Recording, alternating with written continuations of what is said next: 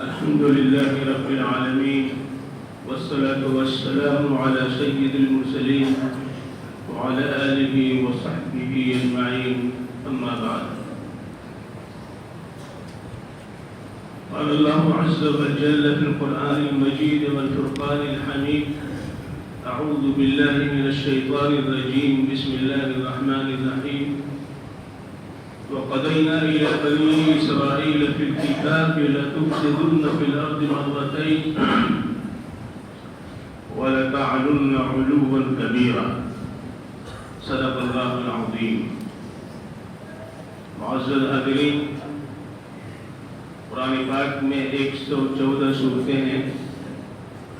ان میں ایک صورت جسے ہم بنی اسرائیل کہتے ہیں، یعنی اس سورہ کے اندر خاص طور سے بنی اسرائیل کا تذکرہ اللہ رب العزت نے کیا ہے. اور بنی اسرائیل کے تذکرے میں اللہ عز و جل نے ان پر اپنی رحمت اور اس رحمت کی حق تلفی کرنے کے نتیجے میں اللہ کی طرف سے ان پر جو سزائیں وارد ہوئی ان کا ذکر فرمایا ہے. اس سیاق میں اس کا ذکر آیا ہے کہ پہلی آیت میں اللہ کے رسول احمد مصطفیٰ محمد مصطفیٰ صلی اللہ علیہ وآلہ وسلم کو خرچ عادت کے طور پہ مسجد حرام سے مسجد اقصیٰ تک کے سفر کا تذکرہ ہے. راتوں رات اللہ رب العزت نے اپنے بندے محمد صلی اللہ علیہ وآلہ وسلم کو مسجد حرام سے اور مسجد اقصیٰ تک کا سفر براق کے ذریعے حضرت جبریل کی رہنمائی میں مکمل کیا. اللہ کے رسول صلی اللہ علیہ وسلم نے بیت المقدس میں سارے انبیاء علیہ السلام کی امامت کی،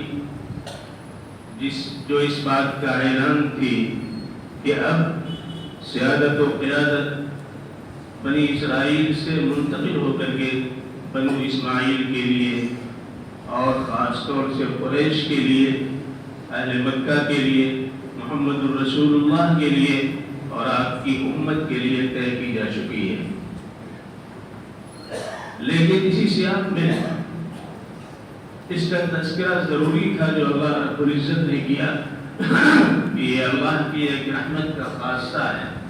کہ اللہ رب العزت نے تمہارا انتخاب کیا ہے بحیثیت امت مسلمہ کے، اور حضور اکرم صلی اللہ علیہ وآلہ وسلم کی امت میں ہونے کا جو فضل احسان اللہ کی طرف سے تمہارے لیے مقدر کیا گیا ہے، یہ نہ سمجھنا یہ دائمی ہے، یعنی اس کے علاوہ کوئی شکل پیش نہیں آئے گی، ایسا نہیں ہے. اس کے لیے اللہ رب العزت نے فوراً بنی اسرائیل کا تذکرہ شروع فرما دیا اور ان کے بارے میں یہ کہہ دیا کہ ہم نے یہ فیصلہ کر دیا تھا بنی اسرائیل کے تعلق سے کہ تم ضرور روئے زمین میں فساد برپا کرو گے، کفر اور شرک میں مبتلا ہوگے، تو ایسی صورت میں پھر ہماری پکڑ ہوگی اور ایسا تم 2 مرتبہ کرو گے اور دونوں مرتبہ تمہارے ساتھ ایسا معاملہ ہوگا کہ تمہیں بے حکم سے اکھاڑ دیا جائے گا، تمہاری زمین چھین لی جائے گی، تمہارا اقتدار ختم ہو جائے گا، تمہارے لوگ بکھر جائیں گے اور مسجد اقصیٰ کی اینٹ سے اینٹ بجا دی جائے گی. لہذا پہلا وعدہ اس وقت پورا ہوا جب حضرت موسیٰ علیہ نبینا علیہ السلام کی وفات حضرت آیات کے بعد آپ کی وصیت کے مطابق یہ حکم تھا کہ فلسطین کی سرزمین کو جائیں جو شرک کی آماجگاہ تھی، جو بعل بت کی پوجا کرتے تھے اور جہاں پر دیوی دیوتاؤں کا ایک جمگھٹ تھا، ہر عمل کے لیے ایک دیوتا کا تصور تھا. انہیں حکم تھا کہ وہ جا کر کے اس سرزمین کو توحید کی سرزمین بنائیں. لیکن وہ جب آئے اور غالب ہوئے اور حضرت داؤد علیہ نبینا علیہ السلام یا حضرت سموئیل یا حضرت سلیمان،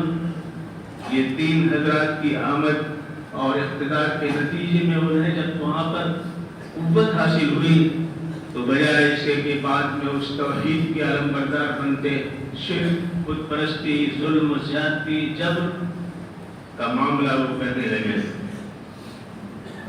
تو اللہ رب العزت نے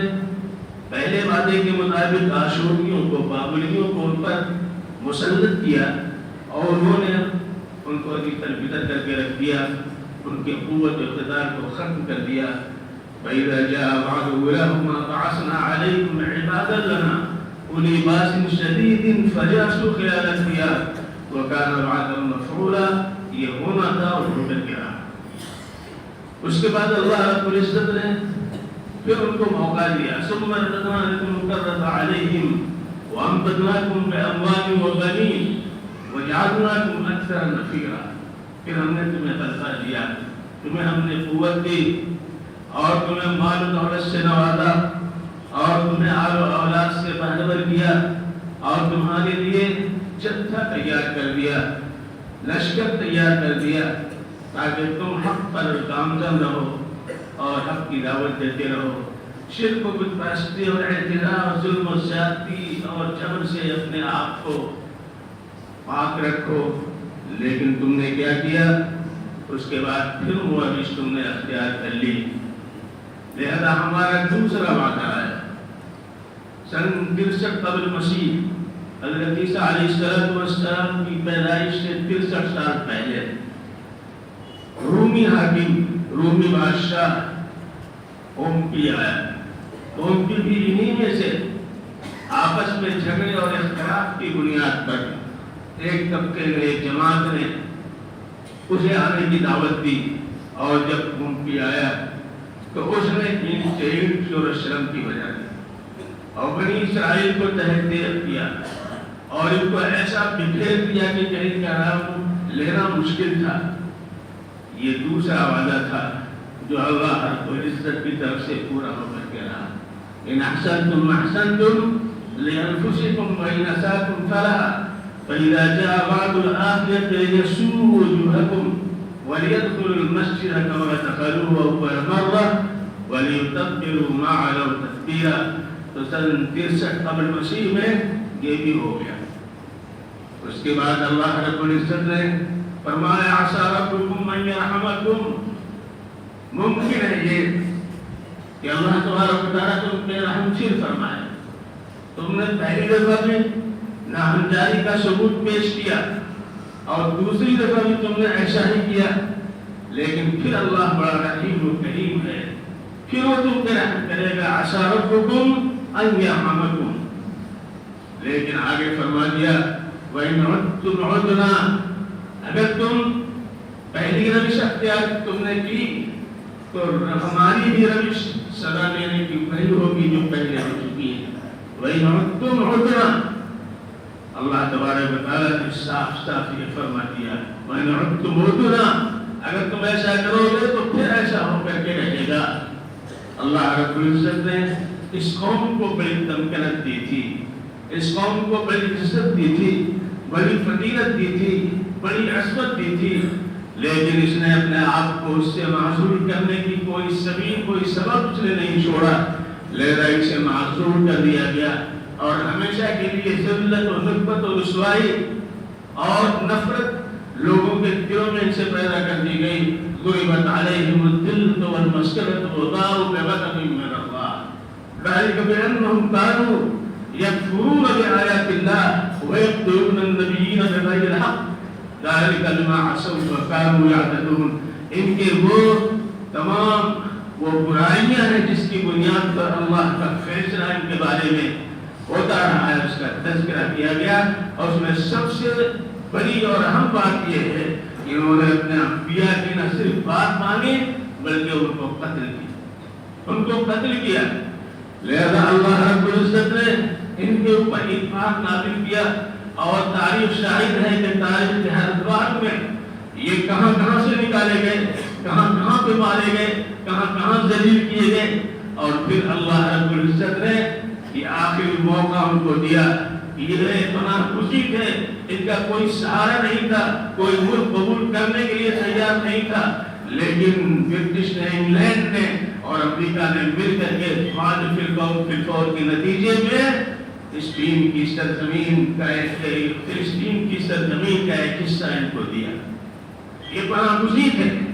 ان کا کوئی سہارا نہیں تھا. فلسطینیوں نے ان کا استقبال کیا، ان کی آؤ بھگت کی، اپنی زمینیں ان کو دی، ان کے سامنے ساتھ بھائی چارگی کا ثبوت پیش کیا. لیکن آج یہی ظالم اور یہی جابر اور یہی وعدہ اور احسان فراموش آج انہیں محسنوں کے ساتھ جو رویہ اختیار کیے ہوئے ہیں آپ کے سامنے ہیں. اور یہ کوئی نئی بات نہیں ہے، آج سے نہیں یہ کر رہے ہیں، بلکہ سن 1948 سے یہ سلسلہ شروع ہوا ہے. اور آج 2023 کی یہ تاریخ یہ زمانہ ہے. یہ سلسلے بعد ہزاروں ہزار فلسطینیوں کو شہید کرتے رہے ہیں، ان کی جائیداد پر قبضہ کرتے رہے ہیں اور ان کی کالونیوں کو گراتے اٹھاتے رہے ہیں اور ان کی عورتوں کو بیوہ اور بچوں کو یتیم ہی نہیں بلکہ ان کو سرے سے ختم کرنے نسل کشی کے در پہ رہے ہیں. آج جو صورتحال ہے وہ آپ کے سامنے ہے، لیکن یہ بھی ایک وعدہ ہے اللہ کی طرف سے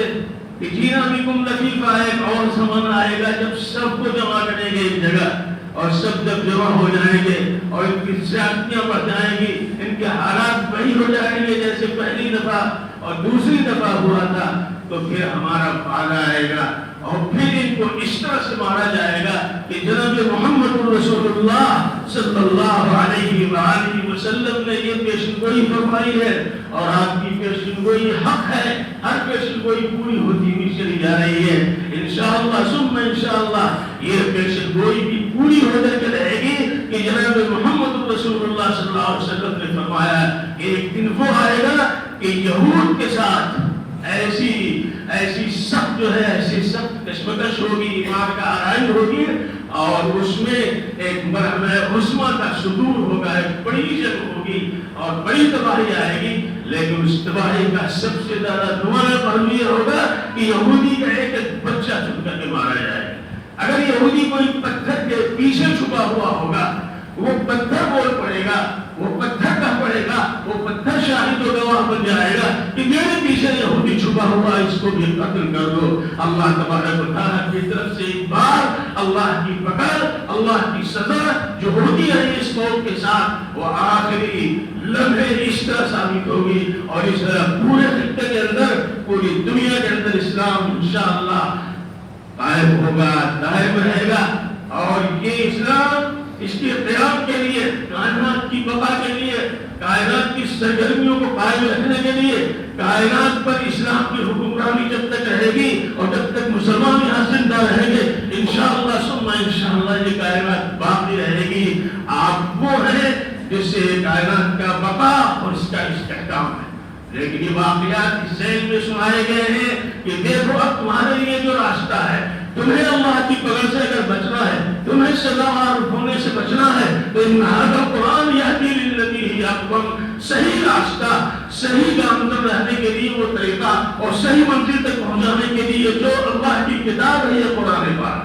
یہ سنانے کے بعد اللہ نے یہ بھی فرما دیا اور بشارت دی ایمان والوں کو اور یہ کہا کہ اللہ رب العزت تمہیں اس پر گامزن فرمائے گا. لوگوں آؤ قرآن پاک کی طرف، لوگوں آؤ احکام الہی کی طرف، لوگوں آؤ طریقہ نبوی کی طرف، لوگوں آؤ سنت نبی کی طرف. اپنے آپ کو کھڑا کرو، اللہ تمہیں کھڑا کرے گا، تمہاری نسلوں کو لا کر کے کھڑا کرے گا، آنے والے زمانے کو لا کر کے کھڑا کرے گا، ساری دنیا کو لا کر کے کھڑا کرے گا. لیکن تم ایمان اور اسلام کے ساتھ قرآن کو لے کر کھڑے ہو جاؤ. اللہ ہم سب کو توفیق سے نوازے. وآخر دعوانا